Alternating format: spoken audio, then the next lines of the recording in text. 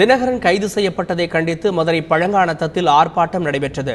கர்நாடக மாநில அதிமுக செயலாளர் புகழேந்தி தலைமையில் நடைபெற்ற ஆர்ப்பாட்டத்தில் அந்த கட்சியின் உள்ளூர் பிரமுகர்கள் யாரும் கலந்து கொள்ளவில்லை. ஆர்ப்பாட்டத்திற்கு பிறகு செய்தியாளர்களிடம் பேசிய புகழேந்தி தினகரன் நிரபராதி என்று தெரிவித்தார். முன்னாள் முதலமைச்சர் ஜெயலலிதா மருத்துவமனையில் சிகிச்சை பெற்ற புகைப்படங்கள் விரைவில் வெளியிடப்படும் என்றும் அவர் கூறினார். கொஞ்சம் பொறுத்திருந்து பாருங்கள், எல்லா உண்மைகளும் வெளிச்சத்திற்கு வெளியிலே வரும். அது நடக்கும், அது நடந்தே தீரும். நாங்கள் அனுமதிக்காக காத்துக் கொண்டிருக்கிறோம். அதுவும் வெளியிலே வரும். அப்பொழுது இவர்கள் முகத்திரை கிழித்திருக்கப்படும்.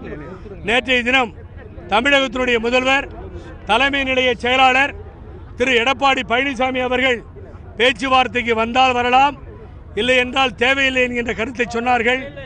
நான் எனது சார்பாகவும் பல லட்சக்கணக்கான தொண்டர்கள் சார்பாகவும் அவருக்கு எனது நன்றியை தெரிவித்துக் கொள்கின்றேன். கபட நாடகம் ஆடிய பன்னீர்செல்வம் அணிக்கு நேற்றைய தினம் எங்களது முதல்வர் பதில் சொல்லிவிட்டார்.